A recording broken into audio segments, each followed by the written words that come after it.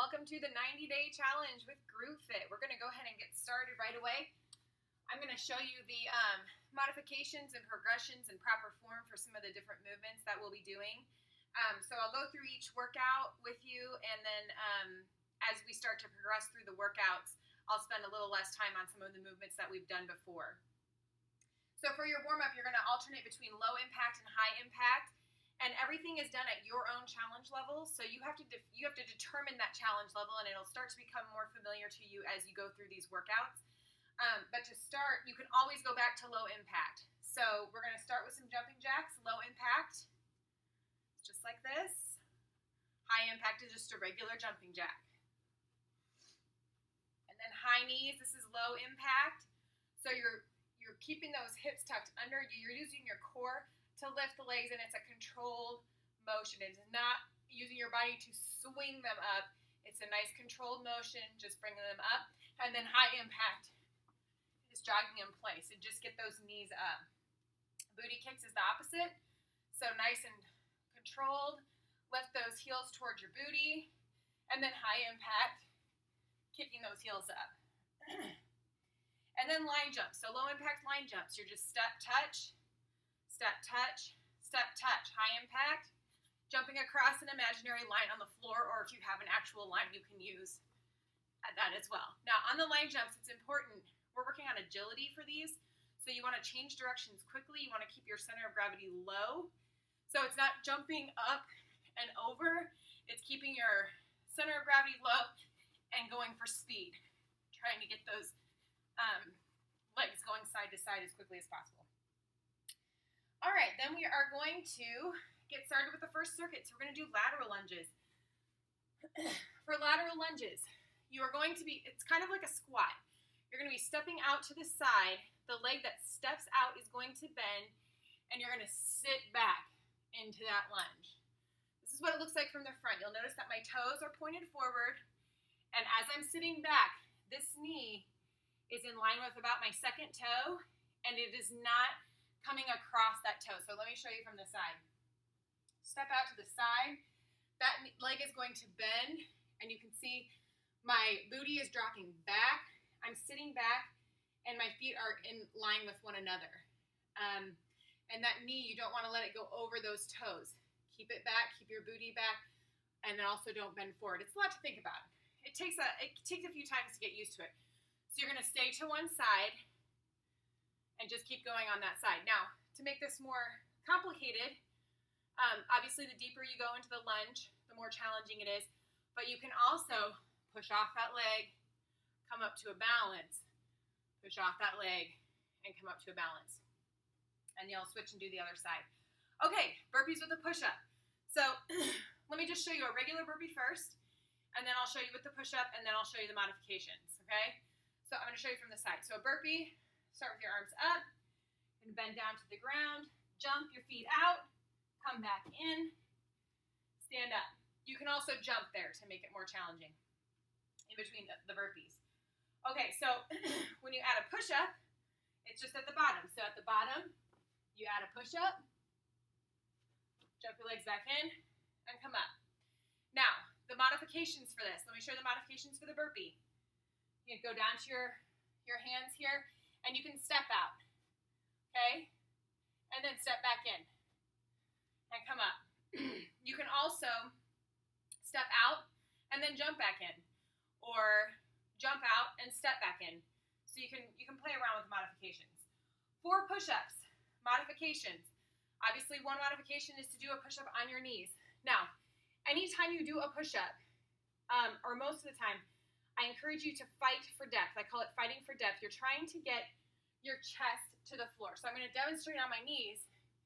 When you have your knees down, you're dropping your chest down to the floor, not your head. So you want your head in line with your spine. A lot of people have a tendency to drop the head and try and get that to the floor, and that's actually, you can injure your neck that way. So keep your head in line. Look at a spot a few inches in front of your fingertips, and just drop your chest back down and push up. So you can do that at the bottom of the burpee. You can drop your knees when you hit the bottom of the burpee. It's really important in a burpee this plank position, when you hit it, that if you're jumping out, you're not letting that back sag. You have to keep it up, so your core has to be pretty strong. If this is the first time you've done workouts that have a lot of burpees and push-ups and sit-ups, this is your first time doing workouts similar to this, start with the modified versions of everything and then progress the next time you do it on the exercises you feel comfortable progressing. Okay, single leg deadlift. So you're gonna grab some weights. You're standing on one leg. Least challenging is to have this leg behind you. You're gonna bend over, nice flat back. Keep this base leg straight, and then stand up. And really squeeze right underneath the booty as you stand up to really work those hamstring muscles. More challenging is to have this leg just raised off the ground as you do the deadlift and stand up. The most challenging part of the single leg deadlift is going down. When you come back up, not putting that foot down in between each deadlift, okay? So that's the most challenging part with the balance. Really work on that. And then go down as far as it takes until you feel a stretch, and then stand up. People that are more flexible may be able to bend over farther, but make sure you're keeping that back flat and not letting it bow. So really squeeze those shoulder blades together. Keep the back nice and flat, and stand up. Let's see. All right, tuck jumps in plank. So this is kind of like the bottom of the burpee. So you're in a plank position. You're going to jump those feet in and back out, and in and back out. Modify. Jump. Bring both feet in, both feet back out, both feet in. Nice plank position. You can also do this on your forearms. You just won't be able to bring your legs in quite as far. In and out. Okay, let's see. Then we have prison squats. Okay. Feet about shoulder width apart, toes very, very, very slightly turned out. You're going to put those hands behind your head and keep the shoulders down. So don't hunch those shoulders. Keep them down, and you keep them down by squeezing the shoulder blades together. Squeeze, squeeze, squeeze. Okay? Then you're going to go into a squat. I'm going to show you from the side. You're going to go into a squat, and when you feel like you're going to have to bend over in order to squat farther, you stand up. So unlike a regular squat, that's working your quads, those big muscles down the front of your legs, this is actually working the middle of your back. So this is working your, I call them posture muscles, helping you have really nice posture. So as you feel you need to bend over in order to squat further, you actually stand up. You won't go as deep in a prison squat. All right, then we have mountain climbers. So mountain climbers are in a plank position, and just gonna climb that mountain. Now, you'll notice that my hips are not bouncing up and down, okay? You want to keep your hips still, using those core muscles to isolate your body. To modify these, just stay in a plank position, step one foot in and out, the other foot in and out. In and out, in and out, and again, this can be done on your forearms as well. Plank to plank, okay. So you're starting up in a push-up position. You're going to drop down to your elbows, push back up to your hands, and alternate which arm drops first. To modify these, put your knees down, and do them with your knees down. Split squat with a bicep curl. Okay, so a split squat is basically just a lunge up and down. I'm going to show you from the side first. So you're going to lunge down and back up. Down and back up. Now notice my position. Both of my feet are pointed forward, and they stay pointed forward. When I drop down, my knees are at 90-degree angles. That's as deep as you want to go. That's the most intense. Obviously, you don't have to go that deep. You can modify it by not lunging quite as deep.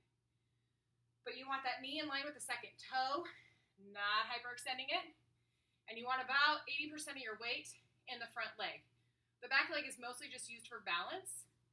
If that knee starts to bother you in the back leg, Bring your foot a little bit closer and do the split squat that way.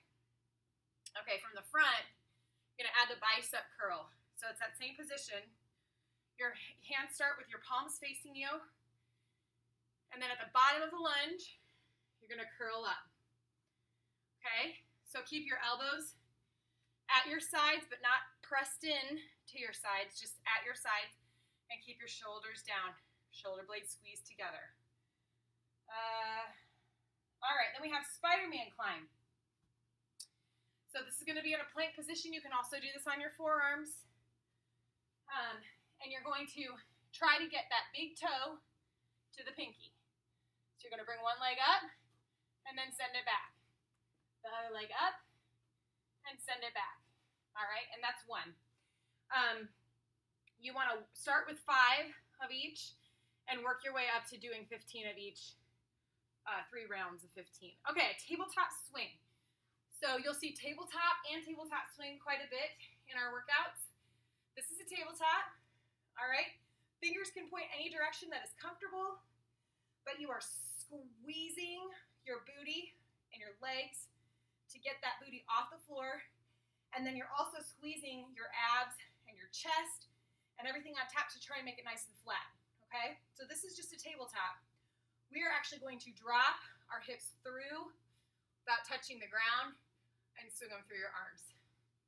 Push them back up. And that's a swing, okay? And it uses quite a bit of core to get your body through your arms without it touching, but it is absolutely okay. So this is how I started with tabletop swings when I first did them. First of all, I couldn't get up very high, and I came down to about here. I pushed back up, here, and push back up. And that is perfectly acceptable. And that is where a lot of people will start, especially if you've never done a tabletop swing. The actual swing through the arms is your end goal. And you'll get there. All right. And then you stretch. Have fun with that.